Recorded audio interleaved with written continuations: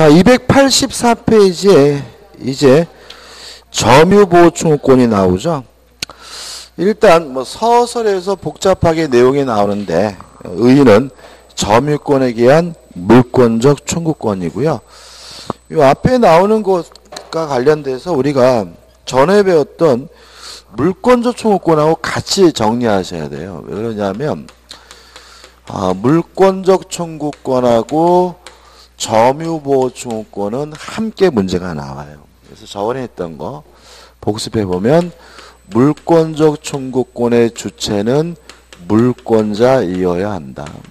기억나시죠? 그죠? 그 다음에 상대방은 침해자는 누구를 말하냐면 점유자를 말하는데 점유하고 있다면 이 사람에게는 아무런 고의도 과실도 필요 없고 직접 간접을 불문한다. 요거와 같이 이제 3번에서 점유권에 기한 반환 청구권에서 같이 기억을 해 두셔야 문제를 풀 수가 있습니다. 이제 어디를 볼 거냐면요. 오른쪽 하단에 보신 법조문이 있죠. 204조입니다. 1항 보시면 점유자가 점유의 침탈을 당한 때에는 그 물건의 반환 및 손해배상을 청구할 수 있다. 이렇게 나와있죠. 따라서 점유권을 이유로 반환을 청구하려면 뭐가 필요하냐면 침탈이 존재해야 됩니다. 침탈이라는 말은 그쵸, 빼앗긴 거죠. 그죠? 그래서 훔쳐갔다, 절취, 강취 이런 걸 말해요. 그럼 이런 얘기입니다. 누가 제 안경을 훔쳐갔어요. 그럼 저는 이 안경에 대해서 소유자니까 소유권을 이유로 가져간 놈한테 반환 청구할 수도 있고요. 또 뺏어갔다는 말은 뭐죠? 침탈이 있으니까 저는 점유권을 이유로도 반환을 청구할 수 있고 이렇게 되는 거죠. 왜냐면 저는 소유권도 있고 무엇도요? 점유권도 있는 거니까. 그죠? 근데 여기서 항상 조심해야 될 것은 뭐냐면 이런 문제입니다. 갑이 을과 만나가지고 매매 계약을 하고요. 갑이 을에게 인도를 해줬어요. 그리고 갑이 나중에 사기당했다는 이유로 취소를 하면 매매 계약이 소급해서 무효가 되니까 내 거니까 내놔라 소유권을 이유로 반환을 청구할 수는 있어요. 그렇지만 점유권을 이유로는 반환 청구할 수가 없다.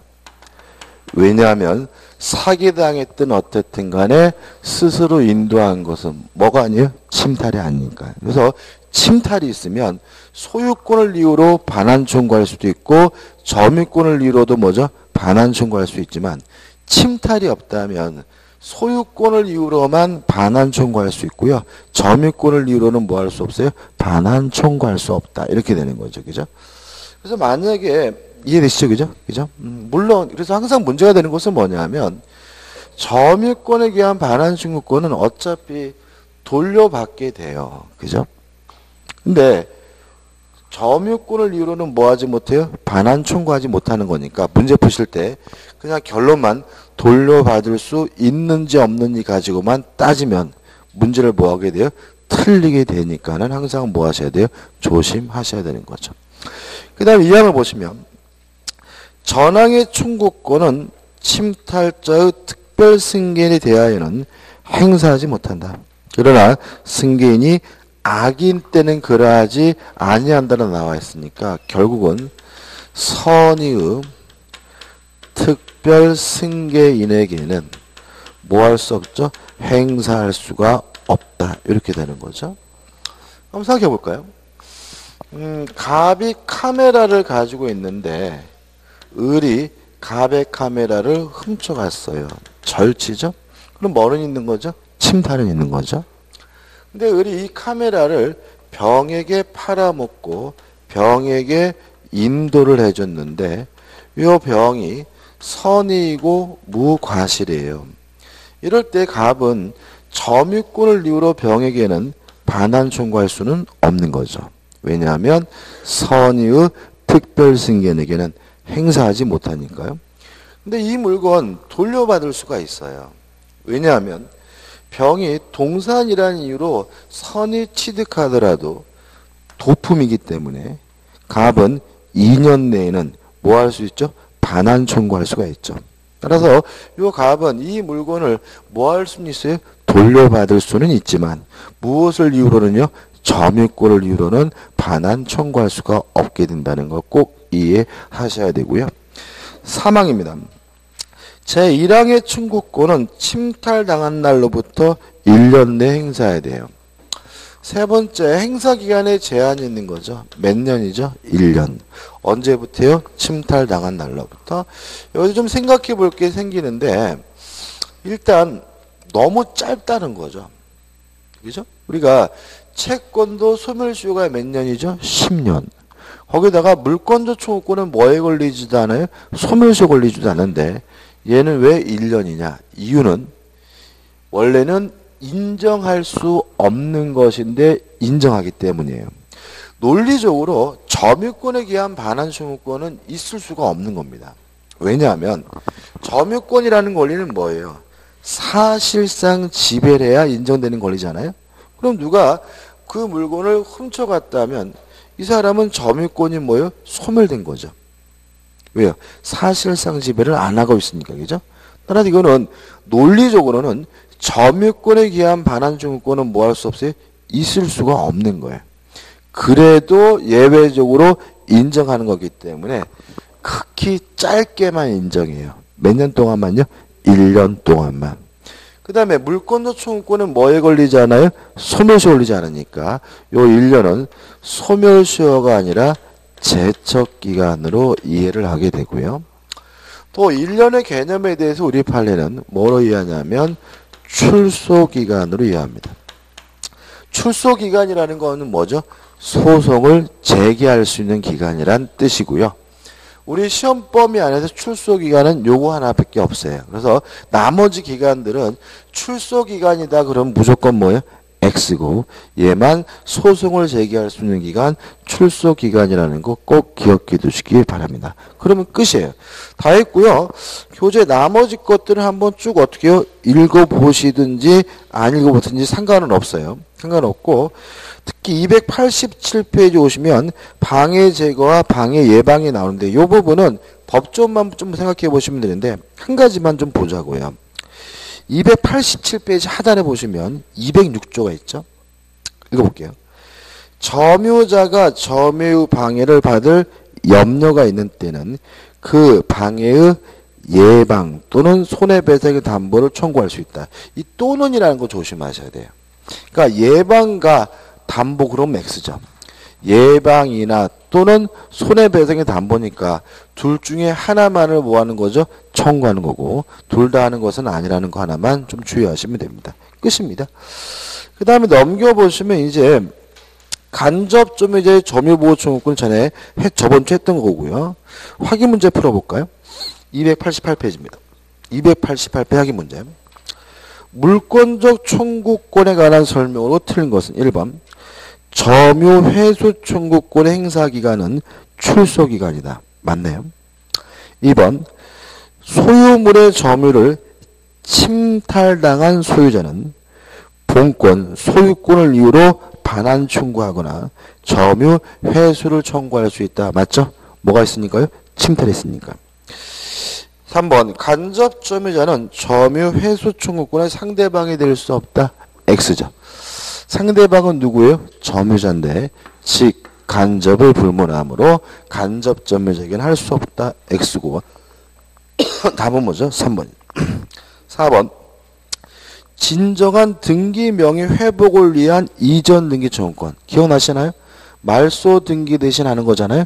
그리고 이것도 법적 성질이 뭐죠? 물권적 청구권이니까 법적 성질은 소유권에 기한 방해, 배제 청구권이다.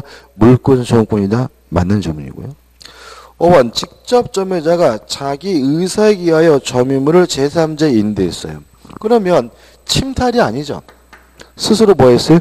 인도했으니까. 따라서 간접 점유자는 제3자에게 점유 회수를 청구할 수 없다. 맞죠? 왜요? 침탈이 없으므로요. 그 다음 우측에 보시면 점유회수와 본권회수가 나오는데 이것도 법점만 이해하시면 되는데 자, 이 문제입니다.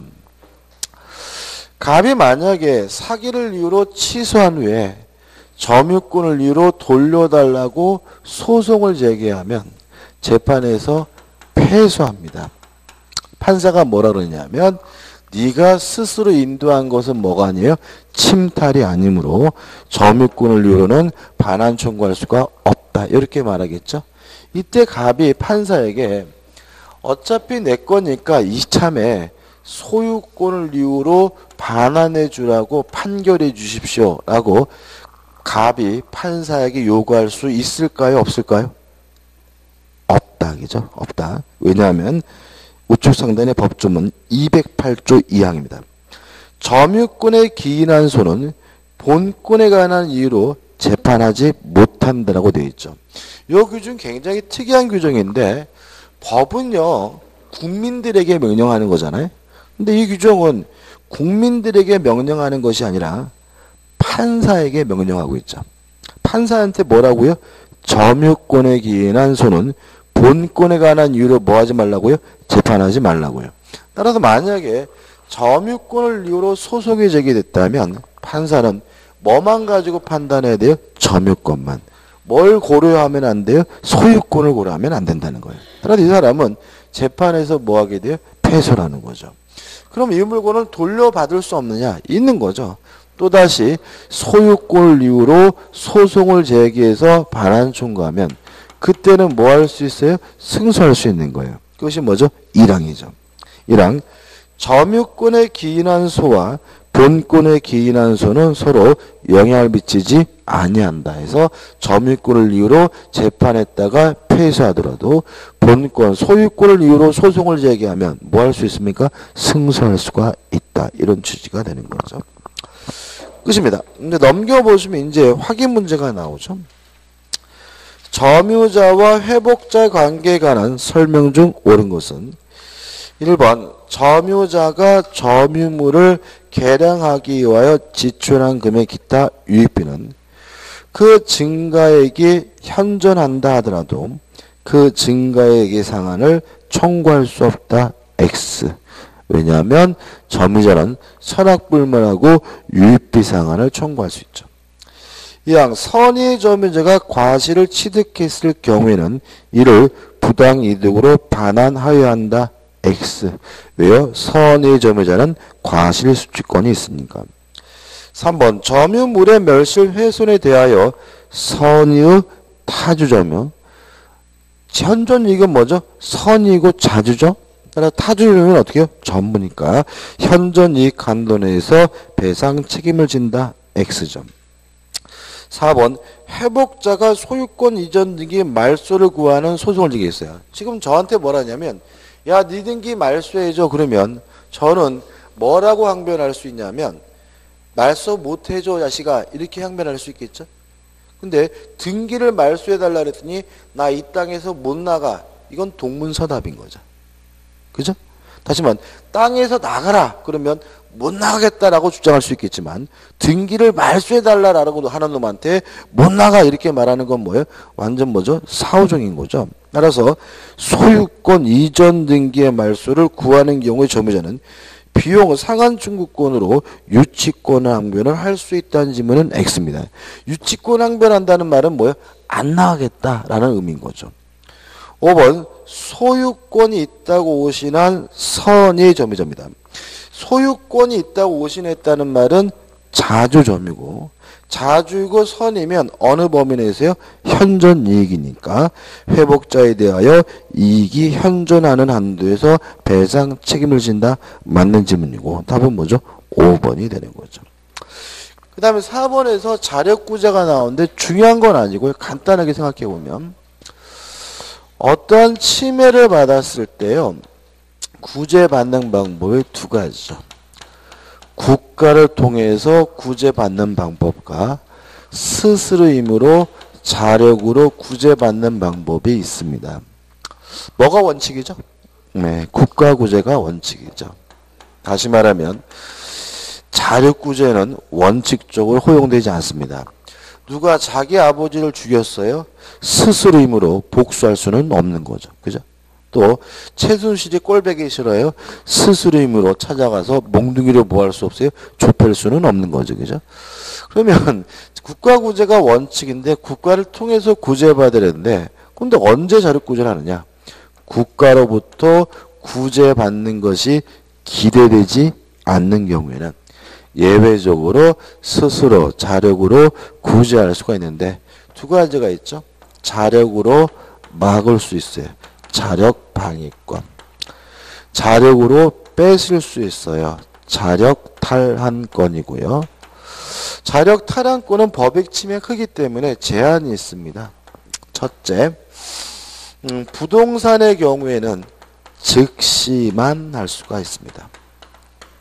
따라서 한 번이라도 퇴각을 한 후에는 국가를 통해서 구제받아야 되고요. 더 이상 자력으로 구제할 수는 없고요. 동산의 경우에는 현장에서 바로 뺏는 거 가능하고 추적 시까지만 가능합니다. 따라서 추적이 종료가 된 후에 다시 만났을 때는 자력으로 구제할 수는 없고요. 국가를 통해서 구제받게 되고요. 이런 자력방위권, 자력탈환권 행사함으로써 법익이 침해되는 경우에는요. 법익이 침해되는 경우에 상대방 그죠? 침해자의 법익을 침해했다면 이게 뭐가 돼요?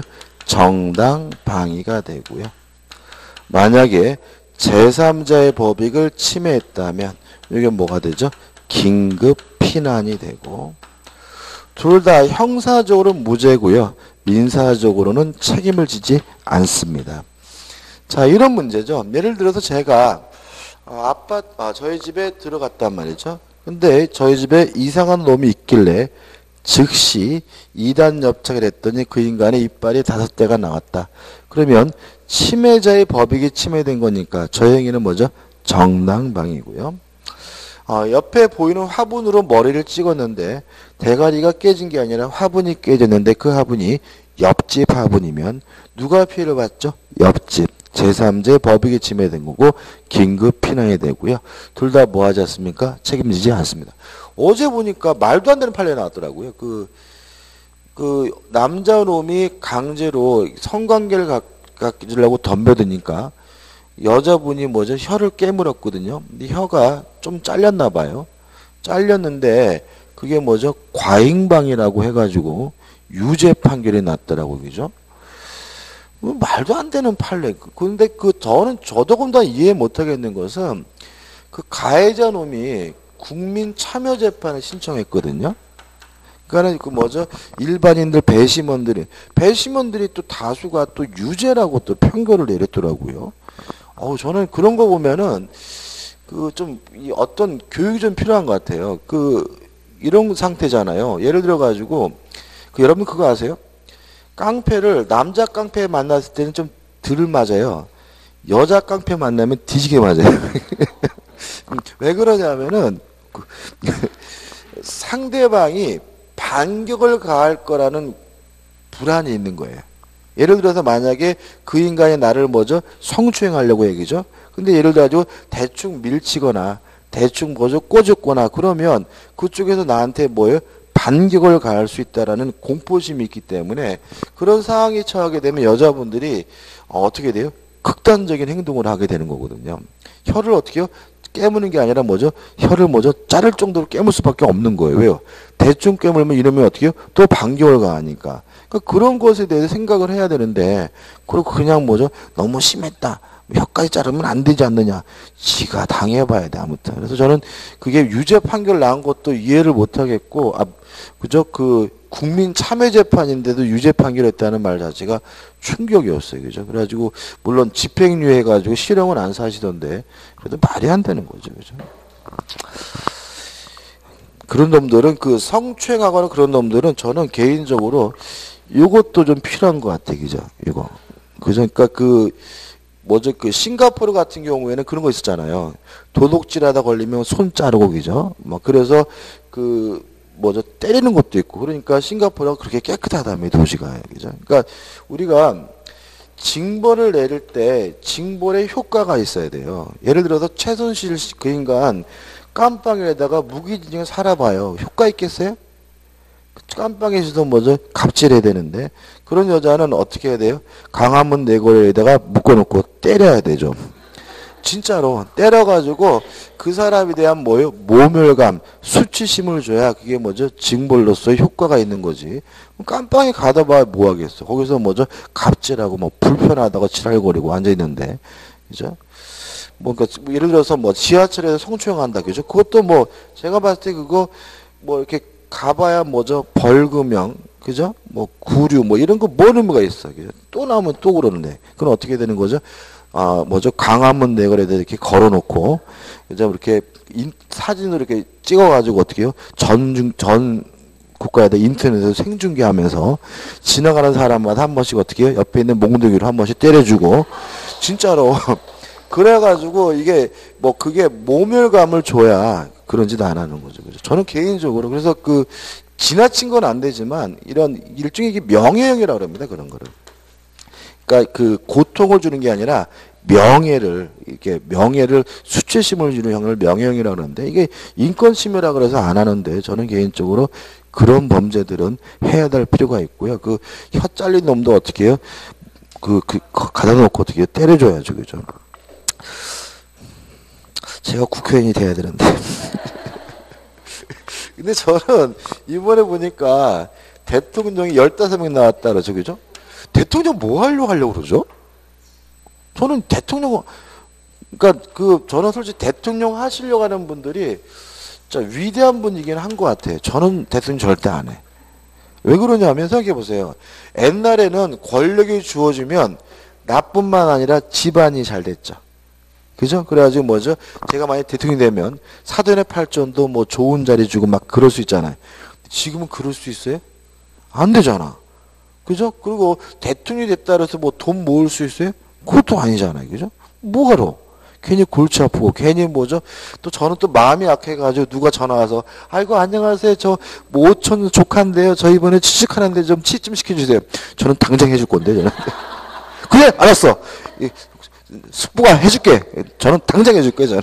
그죠? 와이프 친구가 전화 와서, 이번에 제가 억원을 당한데 해결해 주세요. 그럼 전화 이 자식도 죽을래! 해가지고, 저 당장 해결해 줄 거예요, 저는. 전 그렇기 때문에. 그게 인간적이지. 근데 문제는 뭐냐면, 저 같은 사람은 대통령 하면 안 되잖아요. 그러니까, 대통령 하는 사람들 가만 보면, 뭐, 신부, 그죠? 카톨릭의 신부님이나, 뭐죠? 스님과 같은 고결한 생활을 해야 나중에 뭐죠? 깜빵을 안 가는 세상이니까. 뭐하러 하지? 준점입니다. 그죠? 준점이요. 의미 없습니다. 그죠? 자, 이건 뭐냐면, 물건이 아닌 기타 재산권을 사실상 행사하는 것을 우리가 뭐죠? 준점유라고 하고요. 준점유는 점유권에 관한 민법 규정이 뭐죠? 적용이 됩니다. 끝입니다. 안 읽어보셔야 되는 거죠. 근데 이제 어디로 갑니까? 소유권으로 갑니다. 그죠? 그러니까 안철수 씨도 그렇지 않아요? 그죠? 재산이 그 양반이 2천억이요? 2천억. 1,900억인가 얼마를 기증했죠? 그런데 2천억이 있더라고요. 그죠? 그러면 이 양반이 재산이 한 4천억이잖아요. 그러면 딸은 뭐 한 500억 좀 있어야 되는 거 아니에요?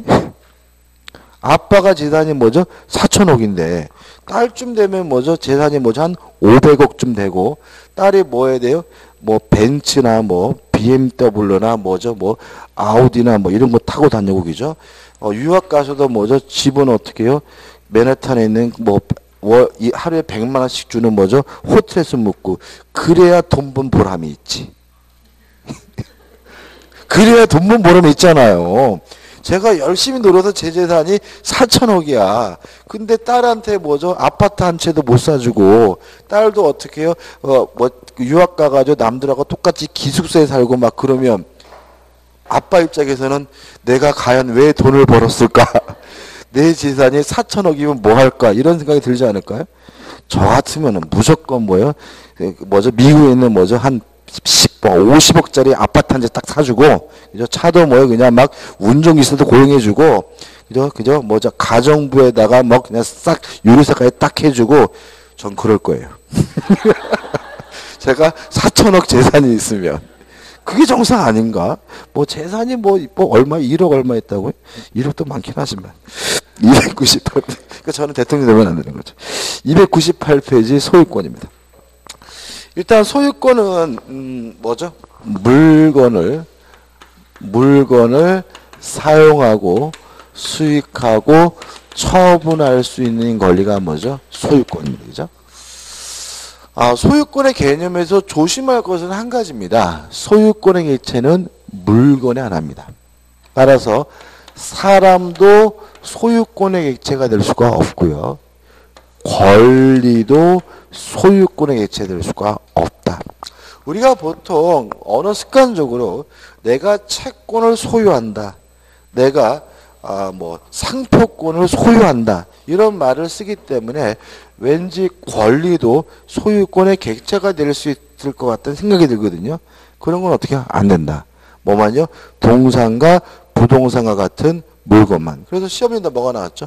아파트 분양권은 소유권의 대상이 된다. X점. 왜냐하면 아파트 분양권은 물건이 아니라 뭐예요? 권리고 권리는 소유권의 객체될 수가 없습니다. 그래서 교재 보시면 소유권의 의의 나와 있고 소유권의 기능 중요하겠죠?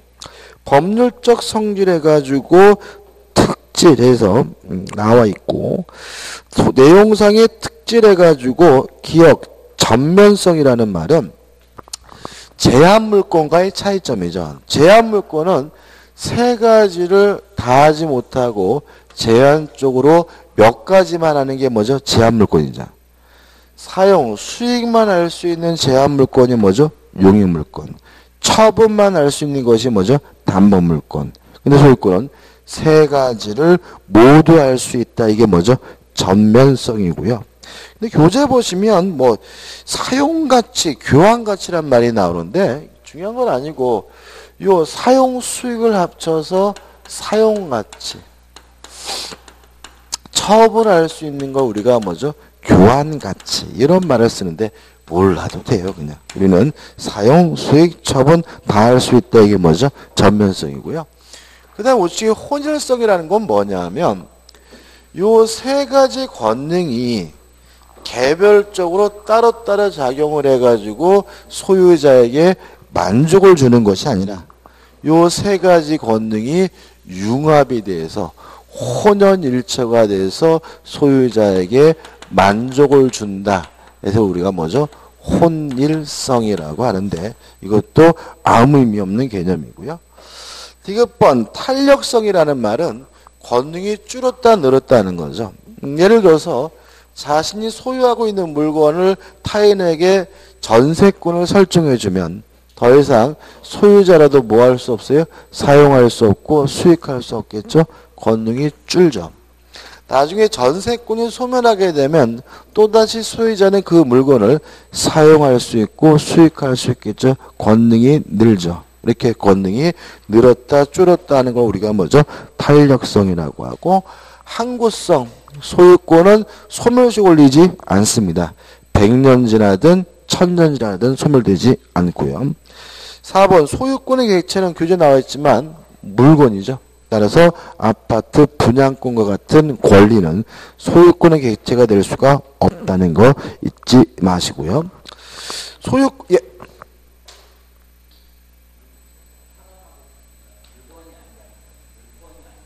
물건. 동산과 부동산만 소유권의 객체가 되고요. 사람은 소유권의 객체가 안 되겠죠? 권리도 뭐죠? 소유권의 객체가 아니라고요. 무슨 말씀입니까? 소유권의 객체. 소유권의 대상이 되는 건 뭐예요? 물건에 한한다고요. 물건이 왜 나오죠? 갑자기. 그죠? 그러니까 예를 들어서 권리가 예를 들어서 전세권이다. 전세권도 권리죠. 이것도 소유권의 객체 될 수가 없는 거죠. 그죠? 물건을 물어보신 거예요? 지상권이다. 이것도 뭐예요? 소유권의 객체 될 수가 없는 거죠. 물건이든 뭐든 권리는 뭐가요? 소유권의 객체 될 수가 없다. 소유권의 객체 되는 거는 뭐예요? 물건에 한한다. 동산, 부동산에 한한다. 이런 취지인 거죠. 그죠? 그 다음에 소유권의 내용, 물건을 사용하고 수익하고 처분할 수 있다. 소유권의 제한, 뭐 읽어볼 필요 없습니다. 소유권은 무제한대로 보장되는 권리 아니라 공공복리라는 대원칙에 따라서 제한될 수가 있다. 원론적으로만 기억하시면 되고요. 넘겨보시면 2번 토지 소유권에 뭐가 나오죠? 범위가 나오죠. 일단 212조가 나오는데 자, 이런 문제입니다. 토지에 관한 소유권이 있으면 이 토지 소유권은 땅 표면에만 미치는 것이 아니라 땅 위로도 가고 땅 밑으로 가는데 무한할 수는 없죠. 그죠? 만약에 무한하다면 어떤 일이 생기죠? 지구는 둥그니까 무한하면 끝까지 갈 수 있죠. 그죠? 여기 어디죠? 그죠? 아르헨티나. 그죠? 아르헨티나입니다. 그죠? 그쪽입니다. 그죠? 그리고 만약에 무한하면 아르헨티나도 뭐죠? 우리나라 땅이다. 이렇게 될 텐데, 그거는 안 된다. 그죠? 그래서 제한이 있는데, 어디죠? 정당한 이익입니다. 그래서 정당한 이익이 미치는 범위 내에서 토지의 상하에 미치는 거죠. 물론, 어디까지가 정당한 이익이 미치는지는 개별적으로 판단할 수밖에 없어요. 그러니까 이거는 때에 따라 다르고 상황에 따라서 다르기 때문에 시험문에 나올 거는 아니고요. 근데 문제는 정당한 이익이 미치는 범위 내라면 땅 속에 있는 것도 누구 거예요? 땅 소유자 거란 거죠. 그것이 흙이든 그것이 암석이든 그것이 지하수든 그것이 온천수든 다 누구 거죠? 땅 주인 거예요. 최근에 이런 판례가 나왔네요. 갑이라는 사람이요, 임야 땅을 소유하고 있어요. 근데 도로공사에서 와가지고 뭐라 그러냐면 요 땅에다가 구분지상권을 설정하재요. 땅 속에다가. 왜 그랬더니 고속도로 공사라고 해서 터널을 뚫겠다는 거죠. 그죠? 그래서 터널을 뚫기 위해서 땅 속에다가 뭘요? 구분지상권을 설정했어요. 도로공사는 뭐가 있는 거죠? 지상권이 있는 거죠. 근데 갑이 가만 보니까 이 도로공사 뭔 짓을 하냐면 땅을 파면 여기서 돌이 나오겠죠. 이 돌을 암석을 도로공사가 뭐죠? 팔아먹는 거예요. 그래가지고 얼마나 팔아먹었나 봤더니 8억이나 팔아먹었더라는 거죠. 그죠? 그래서 갑이 이제 소송을 제기한 거죠.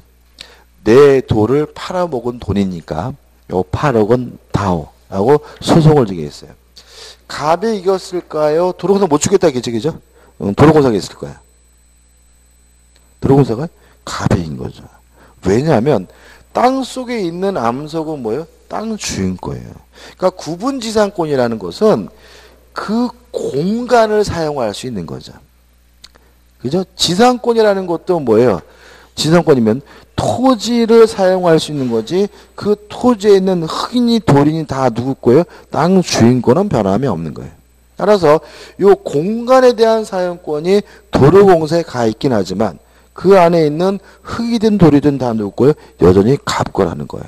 따라서 도로공사는 갑의 물건을 팔아먹고 번 돈이니까 요 8억 원을 갑에게 부당이득으로 반환해라. 이런 판결이 최근에 났어요. 왜냐하면 땅 속에 있는 거 누구 겁니까? 땅 주인 겁니다. 이해되시죠? 그죠? 이 양반 뭐죠? 땡 잡은 거죠. 아마 땅값이 8억도 안 됐을 거란 말이죠. 그죠? 그죠? 어차피 임야니까 몇 푼 되지도 않는데 떼돈 본 거란 말이죠. 그죠? 폐기물이요? 아까 예를 들어가지고 뭐 이제 흙이 나왔는데 아무런 가치가 없더라. 그죠? 땅 주인 거죠. 그죠? 땅 주인 거죠. 근데 문제는 뭐냐면 네 땅이니까 네가 가져가라. 그러진 않죠. 그죠? 근데 만약에 도로공사 입장에서 한번 당했으니까, 그죠? 당했으니까 아마 이제는 뭐죠? 이 부분에 대해서도 계약서 쓸 거예요. 뭐라고요? 그 안에서 발생하는 돌은 이제는 네 게 아니라 내 거나 이렇게 명확히 계약서에 작성하겠죠. 앞으로는 그런 일이 없겠지만 이런 판례가 있습니다. 따라서 뭐가 없냐면 지하수권이 없고 온천권이 없다는 거죠. 왜냐하면 지하수도 누구 거예요? 땅 주인고. 온천수도 뭐예요? 땅 주인권. 토지를 구성하고 있는 뭐예요? 구성분자인 거예요. 이해되시죠? 그죠? 다만 땅 속에 있는 것 중에서 빠지는 것은 뭐냐면 미채굴 광물이죠. 광물은 국가 소유고요. 따라서 광물을 채취하고자 하면 땅 주인한테 허락받는 것이 아니라 국가로부터 허가를 얻어야 되는데 그게 뭐죠? 광업권이 됩니다. 그죠? 그래서 이런 일이 발생합니다. 예를 들어서 세종시 땅이 있는데 심심해서 땅을 팠더니 온천수가 터졌어요. 그럼 어떻게 해요? 땡 잡은 거죠. 그죠? 빨리 어떻게 해요? 막 스파 만들고 뭐 게르 아니면 하면이 뭐니 뭐 특효니 뭐 해가지고 뭐죠? 불러고 고용해가지고 거기 갔더니 여드름이 없어졌어요. 막 이거 막 쓰고 그죠? 막 이렇게 해가지고 뭐죠? 장사하면 되는데 땅을 팠더니 금강이 나왔어요. 그러면 땡 잡은 게 아니라 다시 묻어버려야 됩니다. 왜 그러냐면 금강은 땅 주인께 아니라 뭐죠? 국가 거죠. 그죠?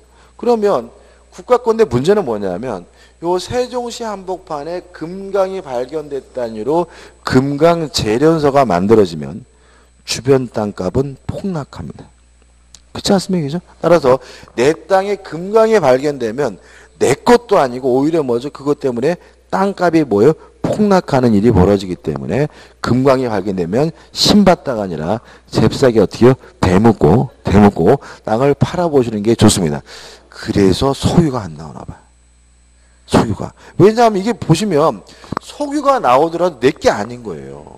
그죠? 요새 울산인가요? 울산에 안 꺼지는 불 생겼죠? 그죠? 천연가스가 나오는데 불이 붙었는데 뭐죠? 끌 수가 없고 이 천연가스가 먼저 다 없어질 때까지 기다린다고 이러고 있더란 말이죠. 그죠? 그러니까 이게 뭐냐면 우리나라도 뭐가 있다는 얘기예요? 천연가스가 있다는 얘기죠. 근데 그동안 그걸 뭐죠? 발굴을 안 하고 있었다는 것에 불과한 것이죠. 그죠? 아무튼 기억해 두시고 따라서 광업권과 소유권은 혼동되지 않는다. 왜냐하면 혼동이라는 것은 중복됐을 때 벌어지는 문제잖아요. 근데 토지 소유권은 광물을 제외한 어떻게 해요? 나머지 거. 광업권은 뭐죠? 강물이니까 두 가지 권리가 뭐 되잖아요? 중복되지 않고요. 따라서 혼동되지 않습니다. 이 정도입니다. 그죠? 그래서 교재 보시면은 민법 212조 나와 있고 2번 지표해가지고 나오는 것들은 그 부분 해당 부분에서 보면 여기서 볼 부분은 아니죠. 그죠? 그다음 한번 읽어보시고 우측에 지하해가지고 강물은 누구 거라고요? 국가 거다. 다만 지하수, 온천수 누구 거죠? 땅 주인권이니까 지하수권, 온천권이라는 권리는 뭐죠? 존재하지 않고요. 4번 토지가 포락된 경우가 나오는데 포락이라는 말은 뭐냐면 땅이 뭐죠? 쓸려 내려갔다는 얘기고요. 넘겨보시면 판례가 나와 있어요. 이거 중요한 것도 아닌데 판례가 복잡하게 나오는데 그냥 재미로 말씀드리면 이런 문제입니다. 이 판례의 사실관계는 이런 겁니다. 낙동강 하구에요. 갑이라는 사람이 땅을 가지고 있었어요. 이건 낙동강이고 바다입니다. 근데 계속해서 이 땅이 강물과 바닷물에 쓸려서 없어져요. 이거 우리가 뭐죠? 포락이라고 하거든요. 땅이 다 쓸려 없어져서 땅이 없어지면 갑은 이 토지에 대해서 소유권을 뭐죠? 상실하겠죠. 그죠?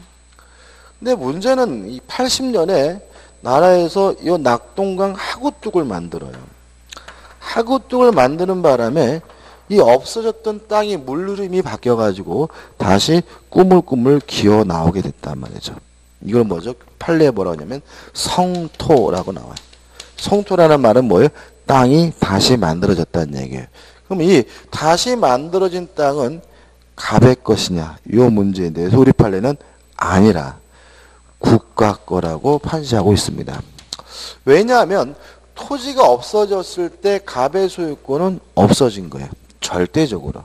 따라서 새로 나온 땅은 갑의 땅이 잠수했다가 다시 기어 나온 게 아니라 없던 땅이 새롭게 생긴 거기 때문에 무주의 부동산이기 때문에 국가 소유지 갑에게 소유권 회복되는 것은 아니다라는 복잡한 내용입니다. 그죠? 결론만 기억해 두시면 돼요. 그 다음에 토지의 소유권의 경계 보시고 이건 뭐 지적법 문제죠. 그 다음에 이제 3번에서 상린관계가 나옵니다. 좀 지우겠습니다.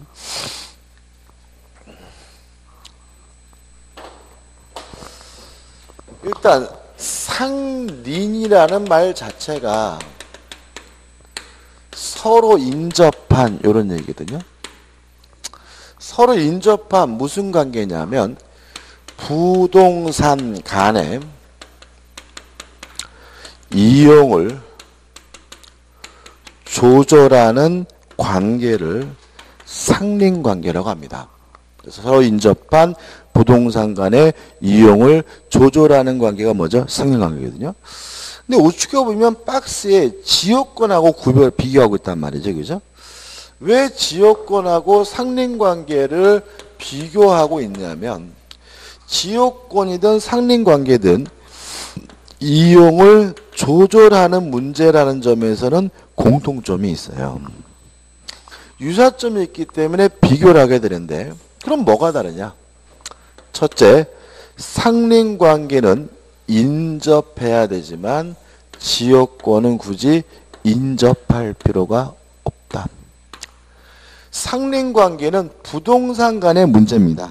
다시 말하면 토지와 토지 간의 문제일 수도 있고 토지와 건물 간의 문제일 수도 있고 건물과 건물 간의 문제일 수도 있는데 지역권은 토지 간의 문제라는 점에서 차이점이 있고요. 둘 다 이용을 조절하는 관계라는 점에서는 공통점이 있어요.